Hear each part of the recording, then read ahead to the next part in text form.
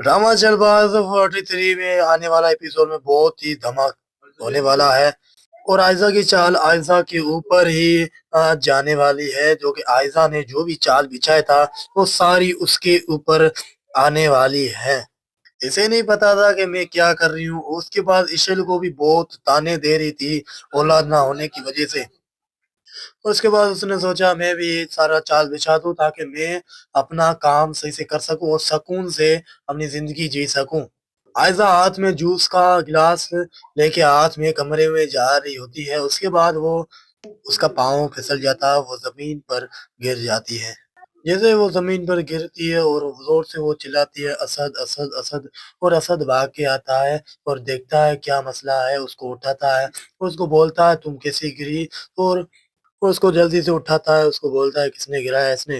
फिर वो लेके जाता है जल्दी से डॉक्टर के पास और डॉक्टर से देखता है उसको। और जल्दी से वो वेट नहीं करता, वो बहुत ही घबरा रहा होता है और बोलता है क्या हुआ। और डॉक्टर को बोलता है कुछ बताओ मुझे क्या हुआ, वो आयशा ठीक तो है।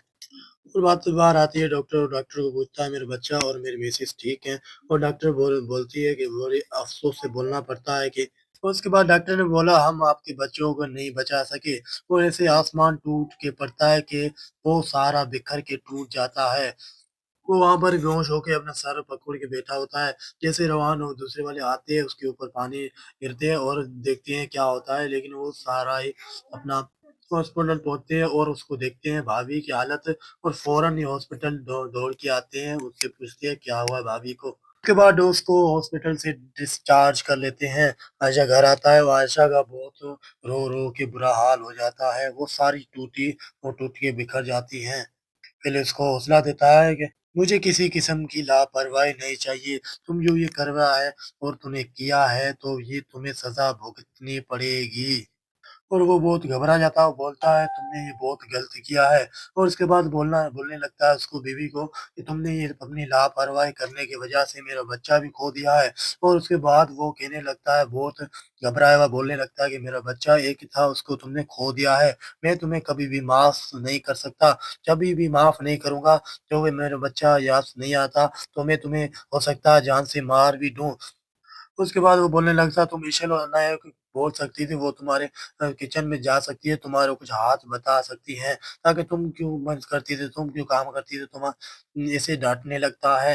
ईशल उसी टाइम वो चक्कर आने लगता है ईशल को, और ईशल चक्कर आके नीचे गिरने लगता है। फिर आशिल उसको संभालता है, ईशल कहता है तुम्हें क्या हुआ, खैरियत तो है, तुम्हें चक्कर आना अचानक से क्या सा हो गया ये तुम्हें। आशिल उसे कमरे में लेके जाता है, उसको बोलता है कि तुम्हें भाभी तुम्हें इसकी तबीयत तो पता है, तुम फिर इतना ख्याल क्यों नहीं रखती। बोलता है कि इसको ख्याल रखा करो और मैं डॉक्टर को फोन करता हूँ। मिशेल मुस्कुराती है, उस बोलती है तुम्हें कोई डॉक्टर को फोन करने की जरूरत नहीं है। और आशल कहती है तबीयत खराब है, तो उसके बावजूद भी वो आशल उसके बाद भी तुम मुस्कुरा रही हो। ईशल कहती है मैं अपने आप से। उसके बाद आपसे ये आंसर देती है कि मुझे आपको एक खुशखबरी देनी थी, उसके बाद इसकी हाशिल की तबीयत खराब हो गई। और वो बोलने लगती है हाशिल को, हाशिल तुम बाप बनने वाले हो। हाशिल वो सुनता है तो वो जमीन आसमान के पता में नहीं चलता मैं यहाँ पर हूँ, और वो सारा का सारा टूटा जाता है। और खुशी के लहर में वो बहुत ही खुश हो जाता है। चल बहुत खुश हो जाता है, वो बोलता है तुमने एक बहुत बड़ी मुझे खुशखबरी दे दी।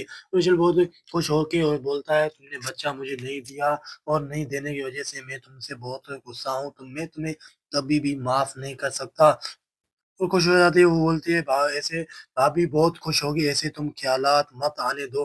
बल्कि वो खुश हैं कि वो बहुत खुश हो जाए। चलते हो हम जल्दी से उन्हें खुशखबरी दे जाते हैं। ईशल और हासिल दोनों ही कमरे में जाते हैं, उनको खुशखबरी सुनाने लगते हैं।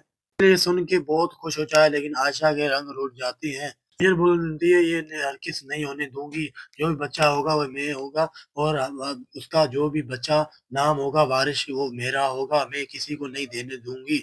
आयजा रोना शुरू करती है। आयजा को रोने की वजह पूछती है कि तुम क्यों रो रही हो, तुम क्यों रो रही हो, क्या मसला हुआ है तुम्हें। वो बोलती है कि तुम मिशेल बहुत खुश हूँ कि तुम माँ बनने वाली हो, लेकिन वो फीलिंग से समझती है कि तुम यार अरे क्या फीलिंग्स है मेरे बच्चे के साथ, तुम्हारे लेने के साथ मेरे बच्चे को भी तुम खुश कर सकती हो। तो उसके बाद देखते हैं अगले एपिसोड में क्या होता है। तब तक के लिए हमारे चैनल को सब्सक्राइब करें।